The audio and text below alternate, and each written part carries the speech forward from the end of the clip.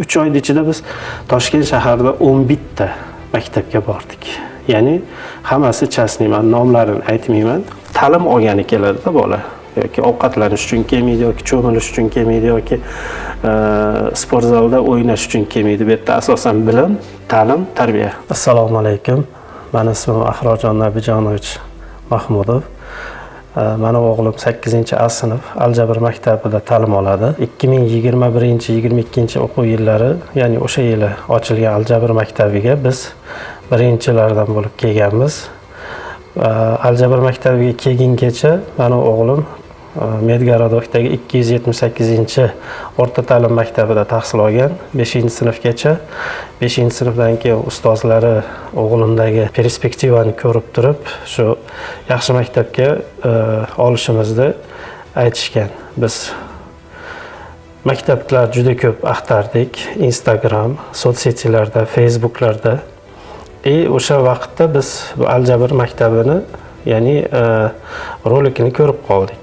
Bizga Aljabr maktabini yoqqan taraf shu bo'ldiki, o'quvchilarda ovqati yoki bir sharoitlari bilan emas, faqat ta'lim, tarbiya va bilim bilan alohida bir kelajakda o'rnini topishiga yordam berishini ta'kidlagan uchun biz birinchi bo'lib probniylariga kelib, probniy darslariga keldik-da, bu joyda o'z ko'zimiz bilan ko'rdik va biz shu dargohda qolishga qaror qildik. Birinchi o'quv yilini, ya'ni birinchi choragida, sentyabr, oktyabr, noyabr oylarida va o'g'limda shunaqangi katta o'zgarishlar sezdimki, ya'ni o'g'lim o'zi matematika, fizika fanlariga qiziqqani uchun matematikada shunaqangi katta o'zgarishlar sezdim. Ya'ni o'g'lim 5-sinfdayoq уже 6-7-sinf materiallarini bemalol o'zi ishlaydigan darajaga olib chiqishdi. Bu yerda albatta ustozlarning mehnati, ya'ni maktabda qo'yilgan maqsadi, ya'ni strategiya deyiladi. Endi sistemasi, o'qitish sistemasi va ustozlarning mehnati bilan meni o'g'lim shu darajaga yetib keldi. Orada shu 2023-yil o'quv yilida biz ozgina tanaffus qildik. Ya'ni nima maqsadda tanaffus qildik? Ozgina oilaviy sharoit, iqtisodiy jihatda yetishmovchilik sababli biz majbur bo'ldik maktabdan o'g'limni olishga. Biz iyul oyida olgan bo'lsak, ya'ni iyun oyida maydan keyin o'quv yilini tugatdik, lekin bu maktabda iyun oyida dars o'tiladi. Biz iyun oyiga kela olmadik. Iyul, avgust, sentyabr oylarida уже biz iqtisodiy, moddiy jihatimizni tiklaganimizdan keyin maktabga keldik. Bu maktabda bir o'ziga xos prinsipi borki, agar maktabdan ketgan bo'lsa, o'quvchi uni qaytib olishmaydi. Buni bilgandik. Biz boshida dogovorlarga, ya'ni o'sha shartnomalarga qo'l qo'yganimizda ham buni biz tushungan holda qo'l qo'ygandik. Shunda ham baribir nima deydi? Umid bilan keldik, потому что biz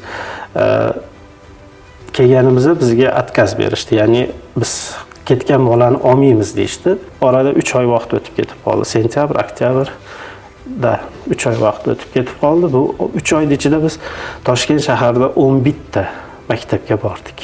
Ya'ni hammasi chasniy, men nomlarini aytmayman. Probniy darslariga kirdik. Ba'zilarida bir kun qoldik, ba'zilarida bir kun ham qolmadik. Ba'zilarida 3 kun ham o'qidik. Shu orada men avvalo Allohning inoyati, men direktor bilan ko'rishishga uchrashuv belgiladim. Ya'ni bu yerda zam direktorlari bor, ish yurituvchi ustozlar bor. Ularning ko'magi bilan men direktorga uchrashuvga kirdim.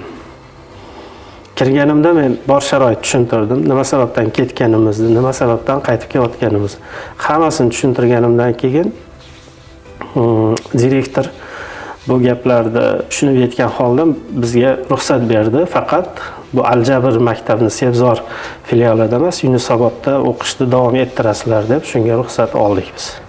Hozirgi kungacha biz Yunusobodda 1 yil o'qidik, yana Sebzorga o'tdik. Sebzorda hozirgi kungacha biz o'qiyapmiz, ya'ni meni o'g'lim o'qiyapti. hozirgi kunda 8A sinfda ta'lim oladi. Allohga shukr, o'zlashtirilishlari juda yaxshi. Ta'lim, tarbiya, inson bilan insonning o'rtasidagi munosabatlar, ustoz bilan o'quvchini o'rtasidagi munosabat, o'quvchi bilan o'quvchini, ya'ni ikkita sinfdosh o'rtasidagi munosabatlarni bu yerda milliylikdan qochmagan holda tushuntirib berishadi. Ya'ni bu yerdagi bolalar nafaqat ta'lim oladi, balki bilim darajasi malakali ustozlar tomonidan yaxshi ta'limlar, ya'ni yaxshi bilimlar o'rgatiladi. Bu yerda shunisi borki, repetitorga pul to'lamaymiz. Biz, ya'ni qo'shimcha boshqa joyda o'qituvchi yollamaymiz. Dars vaqti agar 4-5 gacha bo'ladigan bo'lsa, 5 dan keyin qolib bola o'zlashtira olmagan bo'lsa, o'sha fanlarga ustozlar qolib o'zlashtirib, to o'sha bolani aytilgan nimaga olib chiqmagungacha, ya'ni bilimini darajasini ko'tarmagungacha ustozlar tinmay mehnat qilishadi. Bizga birinchi o'rinda bolaning kelajagi, ta'lim olgani keladi-da bola. Yoki ovqatlanish uchun kelmaydi, yoki cho'milish uchun kelmaydi, yoki sport zalda o'ynash uchun kelmaydi. Bu yerda asosan bilim, ta'lim, tarbiya. Shuning uchun hozir yoshligidan biz o'sha bolamizni, farzandimizni kelajagi uchun biz harakat qilamizki, kelajakda shu xalqimizga foydasi tegadigan ilmli, ahli ilmlardan bo'lishini xohlaymiz.